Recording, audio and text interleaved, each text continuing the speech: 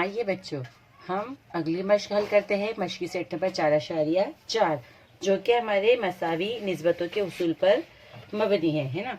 मसावी निस्बतों का मसला हमने पढ़े है कि अगर निस्बतें मसावी हो तो हम उनके दरमियान जमा का ये तफरी का अमल कर सकते हैं। उसी खुसूसियत का इस्तेमाल करके देखो, आपको हल करना है कि अगर x/7 बराबर हो y/3 के, तो यहाँ पर हमको नसबनुमा में मुनासिब अदद लिखना है। हम यहाँ पर इस्तेमाल करेंगे मसावी निस्बतों का मसला, है ना। बहुत आसान सवाल है, ये सिर्फ 1 मार्क्स के लिए पूछा जाता है और आप इसको मुज़बानी भी हल कर सकते हैं ना। हम लिखेंगे x/7 बराबर दिया गया है y/3 के, है ना। सबसे पहले हमको ऊपर क्या दिया गया है शुमार कुनीना में, 3x जमा 5y, है ना। तो बटे हम क्या करेंगे, x की जगह पर हम ज़रीब क्या लेंगे 7, और x की जगह हम क्या लेंगे 7, और y की जगह पे हम क्या लेंगे 3। तो देखो यहाँ पे ये 3 ज़रीब जैसे के वैसे दिया है, तो जैसे के वैसे।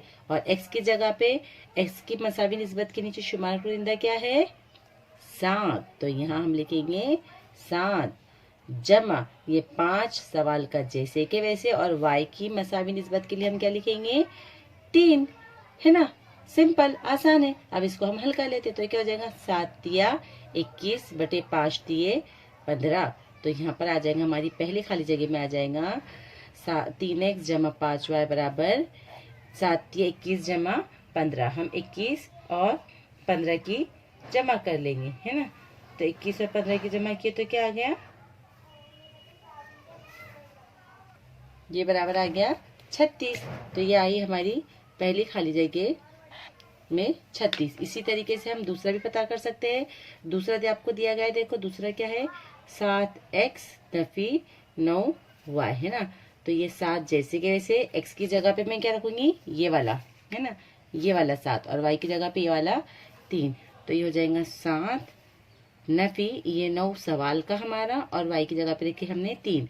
तो 7 7 49, ये हो जाएगा 7x नफी 9y बराबर बटे 7 7 49 नफी 9 तिया 27, है ना। हम उसकी तफरीक करेंगे तो ये मसावत हो जाएगी हमारे पास 7x नफी 9y बटे 22।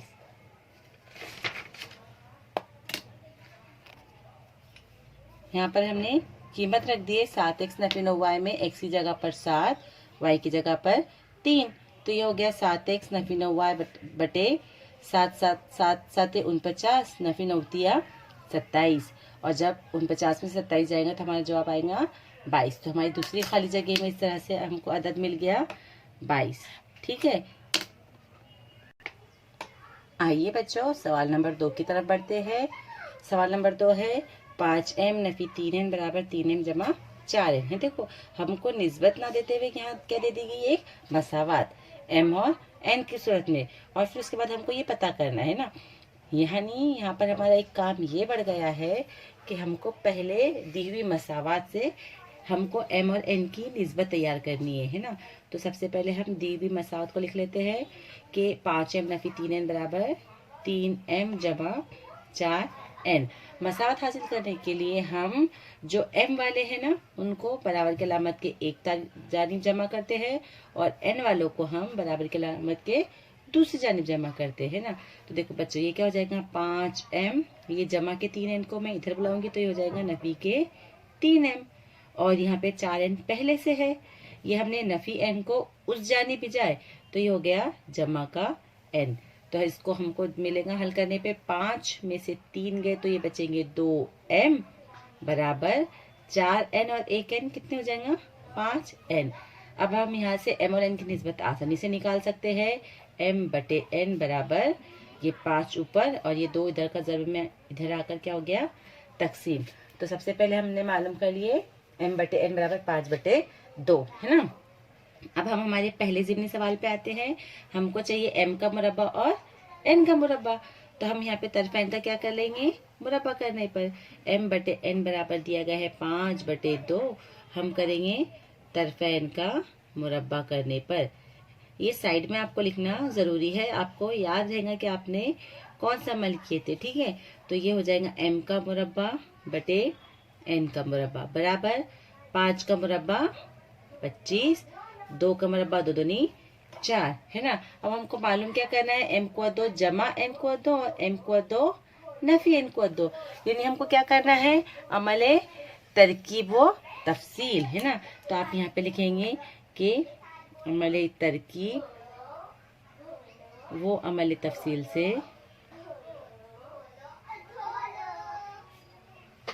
अमले तरकीब व तफसील से यह हमारा हो जाएगा m की कुव्वत 2 जमा n कुव्वत 2 बटे m कुव्वत 2 नफी n कुव्वत 2 बराबर 25 जमा 4 बटे 25 नफी 4।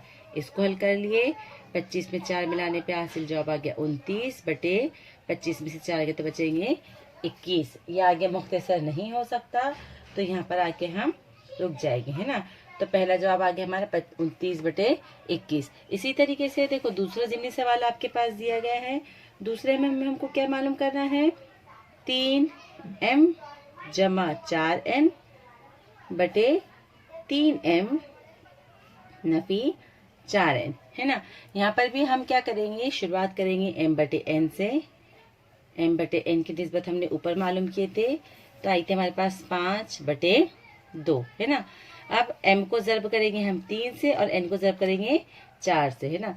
तो एक स्टेप लिख लेती हूँ मैं कि तरफैन को 3 बटे 4 से ज़र्ब करने पर, हमने ज़र्ब किए 3 को m से ज़र्ब किए तो ये हो गया 3m बटे 4 को n से किया हो तो ये हो गया 4n बराबर 3 को 5 से किए तो 5 दिए 15 बटे 2 चौक 8। ठीक है, अब हमको करना है 3m जमा 4n और 3m नफी 4n की कीमत, यानी यहाँ पर फिर हम लगाएंगे अमले तरकीब व तफसील से, है ना। आपको ये ध्यान रखना है कि कौन सा अमल हमको कहाँ लगाना है, तो हम लगाएंगे अमले तरकीब वो अमले तफसील से।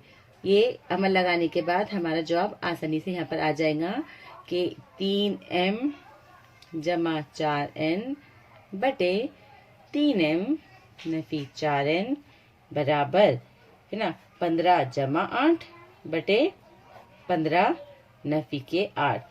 15 में 8 की जमा करते हैं और 15 में 9 की तफरीक करते हैं, तो यह आ जाएगा हमारे पास 23 बटे 15 में से 8 गए तो कितने बचेंगे 7। दोनों का कोई मुश्तरक ज़ाफ नहीं है, या आगे और तकसीम नहीं हो सकता, तो यहाँ पर आके हम रुक जाएंगे। या आगे हमारी निस्बत की कीमत। अगला सवाल देखते हैं हम।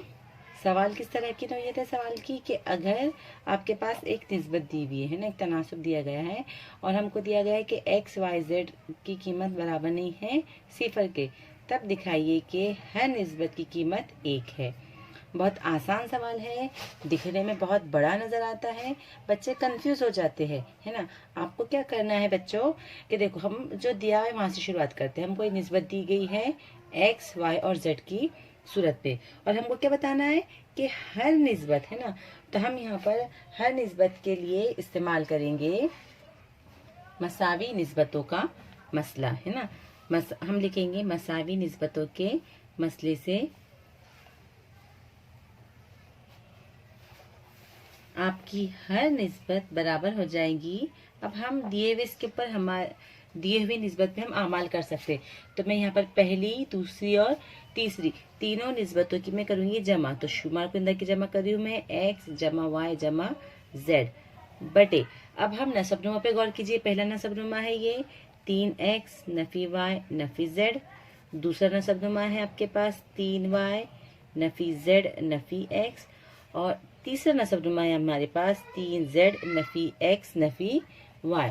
हमने उठाकर खाली ऊपर से नीचे रख दिए, है ना। बराबर शुमार को जितना हमारा जैसे कि वैसे आएगा x जमा y जमा z बटे, है ना। अब अमल देखिए, पहला 3x जैसे के वैसे। अब यहाँ पर देखिए ये नफी x है और ये नफी x है। एक नफी x और एक नफी x कितना हो गया, नफी के 2x, है ना। उसके बाद ये मैंने x वाले तमाम अरकान लिख ली। अब मैं लिखूंगी y वाले अरकान। तो पहला वाला अरकान है y का 3y, और कौन सा y है देखो बच्चों, एक है ये नफी y और एक है ये नफी y। तो एक नफी y और एक नफी y कितने हो गए, नफी 2y जमा। अब हम z वाले तलाश करेंगे। तो z वाला है ये जमा का 3z जमा का 3z, और कौन सा है, देखो ये है नफी z और ये है नफी z, तो एक नफी z और एक नफी z, ये हो गया नफी के 2z। तो इस तरीके से हमने यहाँ पे तमाम अरकान को तलाश करके तरतीब से लिखे। पहले x वाला, फिर y वाला, फिर z वाला, है ना। तरतीब से लिखने से है ना हमको आसानी होती है कोई भी सवाल को हल करने में, और रियाजी जो है वो हमें तरतीब ही सिखाता है ना। 3x में से 2x गए तो ये बचेगा 1x, एक जरीब हम लिखते नहीं है, जमा 3y में से 2y गए तो बचा 1y, जमा 3z में से 2z गए तो बचा 1z। अब देखो हमको दिया गया है कि x जमा y जमा z सिफर नहीं है, इसका मतलब हम ये पूरे x जमा y जमा z को ये पूरे x जमा y जमा z से हम काट सकते हैं, है ना। और जब हमने इसको काट दिए तो यहाँ पे क्या बचेगा, ऊपर की और नीचे की निस्बत मुकम्मल करने पे क्या आएगा जवाब, 1। तो यहाँ पर हमारा जवाब आएगा कि हर निस्बत बराबर है 1 के, है ना। और यही हमको साबित करना था कि हर निस्बत बराबर है 1 की। अजीज बच्चों, अब आप बाकी के सवालात भी अपने तौर पे हल करने की कोशिश कीजिए। आपको बहुत सारी हल करदा मिसालें दी हुई है, आप उसकी भी मदद ले सकते हैं, अपने असातिज़ा की भी मदद ले सकते हैं, और इस तरह से हम यहाँ पर इस मश्क को रोकते हैं।